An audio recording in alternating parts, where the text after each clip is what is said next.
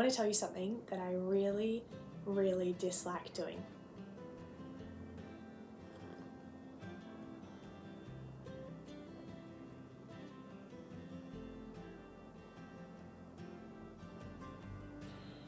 I really, really dislike waiting. Waiting can be the worst thing ever. When you're anticipating something happening or someone coming, waiting can be the worst. Well, we've just seen in Acts so far that Jesus has gone back to heaven and Jesus has promised that he is going to send a helper for them. So Jesus' followers are left waiting. And they're not waiting in a time where they can just be happy and go about their lives. They're waiting in a time where stakes are high. Jesus has given them this really high calling. Go out and tell people about me, even though they won't like to hear it.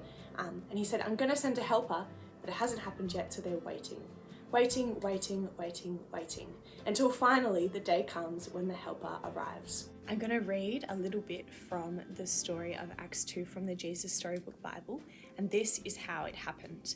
Suddenly a strong wind filled the little room, whistling through the walls, rustling the straw on the floor, and there, on everyone's heads, shining in the gloom, were flickering flames.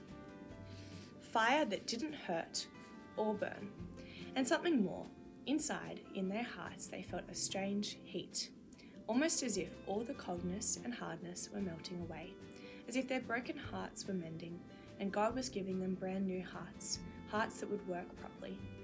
How it happened, they didn't know, but they knew God's power had struck their hearts ablaze, and Jesus himself was coming to live inside them. They had seen Jesus go away, and now he was closer than he had ever been inside their hearts. And this time nothing could ever separate them. Jesus would always be there, with them, loving them, whispering the promise that would rid them of the poison and the terrible lie and the sickness in their hearts of sin.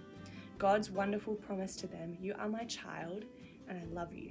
Make your home in me, and I make my home in you, Jesus said. Could it be? Heaven was coming into their hearts. They had fire come down on their heads to signify that Jesus had sent them a helper. And this helper is the Holy Spirit. And you and me have the Holy Spirit too to help us. We have God's power within us. And it actually reminds me of our memory verse. We've heard in Acts 1 verse 8 that we will receive power when the Holy Spirit comes on us. This is the Holy Spirit coming on them. This is what Jesus promised. And then they're going to be witnesses to the ends of the earth. The way I like to think about the Holy Spirit giving us power is just like a light globe. You see, with a light globe, there's light. But the only way the light happens is through the switch.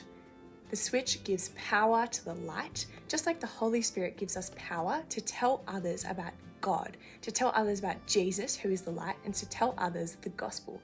So the Holy Spirit is like a switch that gives us power, just like a switch gives the light bulb the power to show the light. So, because of this, our craft for today is to make your very own fire to go on your head to remind you of what happened at Pentecost. That's what this story is called, Pentecost. You might have heard that word before, when the Holy Spirit came on God's people. And on the back of your headband, you can put a little switch. The switch is to remind you that the Holy Spirit gives us power so that we can tell others about God. The Holy Spirit will be with us always. So we've heard today that the Holy Spirit gives us power. And this sounds just like our memory verse. And for the memory verse today, we have a very special rendition. Vivian and I have put it to the soundtrack of Katy Perry's Roar. So please enjoy the actions and the words and the dancing from Vivian and I. Thanks to Nancy for putting this together. Yeah, you receive power when the Holy Spirit comes on you. Yeah, you'll be my witnesses to the ends of the earth.